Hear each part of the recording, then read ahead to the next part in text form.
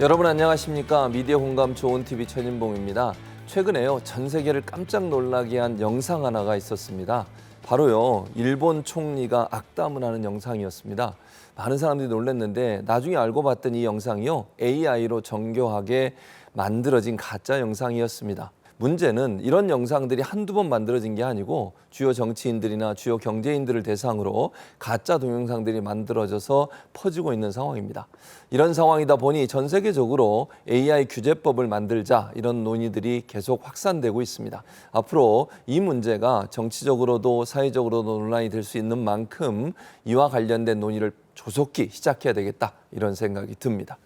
자, 미디어 공감 좋은 TV 첫 번째 순서는 차 기자의 미디어 체크인데 오늘도 차윤경 기자 함께하도록 하겠습니다. 차 기자님, 우리가 살펴볼 이슈들 소개부터 부탁드리겠습니다. 네, 미디어 체크 첫 번째 소식은 자제력 잃은 언론 보도 점입 가경입니다. 지난 몇 주 동안 전 펜싱 국가대표 선수인 남현희 씨와 전 연인이었던 전청조 씨 간의 진실 공방으로 뜨거웠습니다. 자극적이고 적나라한 논란을 언론이 앞다퉈 보도를 하면서 피로감과 불쾌감을 느꼈다는 비판이 많은데요. 민주언론시민연합의 모니터 보고서 같이 보시겠습니다. 논란의 시작은 한 언론의 남현희 씨 단독 인터뷰였습니다.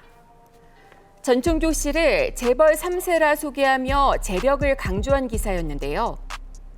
다른 언론이 전 씨의 사기 사건과 거짓 성별 등에 관해 구체적으로 밝혀내자 허위 인터뷰에 대한 사과 없이 두 사람의 일방적인 주장을 전달하는 수준의 보도를 이어갔습니다.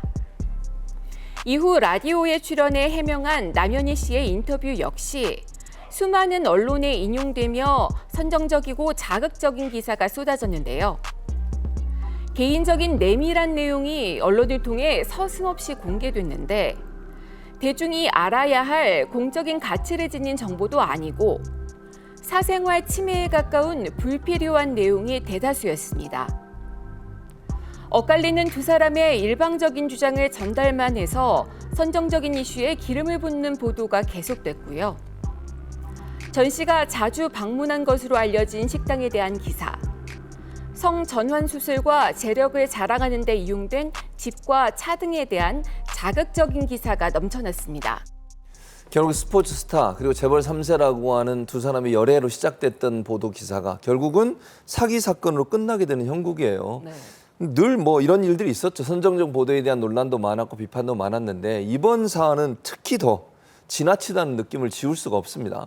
그렇습니다. 그 양측의 진실 공방이 자극적이기도 했지만 이걸 그대로 받아 쓴 언론의 보도가 또 문제였죠. 네. 언론이라면 무엇을 어떻게 보도할 것인가에 좀 더 초점을 맞춰야 합니다. 하지만 이번 같은 경우에는요, 이 말이 사실인지를 객관적으로 검증하려는 그런 노력이 보도에서 거의 보이지 않았습니다. 또 하나 문제를 또 짚고 넘어가야 될 것 같아요. 사기 혐의를 받고 있는 이 전청조 씨. 이 사람의 독특한 말투가 이제 밈이 된다고 그러잖아요. 보통 인터넷상에서 떠도는데 이게 한국어, 영어를 조합한 패러디가 확산되고 있다 이런 얘기가 있습니다. 근데 문제는 인터넷상에서 밈으로 떠돌 수 있어요. 근데 이걸 그대로 가져와서 언론이 보도하는 것은 좀 심각하게 고민해 봐야 되지 않을까 하는 생각인데 어떻게 생각하십니까? 그렇습니다.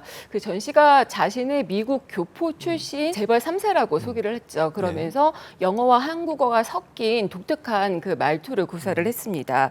이 말투가 말씀하신 대로 화제가 되면서 인터넷상에서 밈이 됐는데 어떤 한 방송사나 또 일부 이제 회사들에서 이걸 자막이나 아니면 홍보용 자료로 이용하기도 했습니다. 물론 이걸 풍자라고 보는 사람도 있지만요. 이 경우 이제 말투가 사기에 이용됐고 또 사기 피해자들이 분명히 존재를 하고 있습니다. 또 이런 밈을 사용하는 그 기반에는 어떻게 이렇게 황당하고 어이없는 일에 당했을까 하는 조롱이 있다는 분석도 있는데요. 사기 피해의 책임이 사기 피해자에게 있다라고 2차 가해를 하는 것일 수도 있어서 더 조심해야 할 것으로 보입니다. 사기 피해자들이 사기를 당하는 걸 알면서 사기당하는 경우는 없어요. 이런 부분들을 너무 강조하다 보면 사기 피해자들은 2차 가해가 있다는 점을 좀 기억했으면 좋겠다 이런 생각입니다.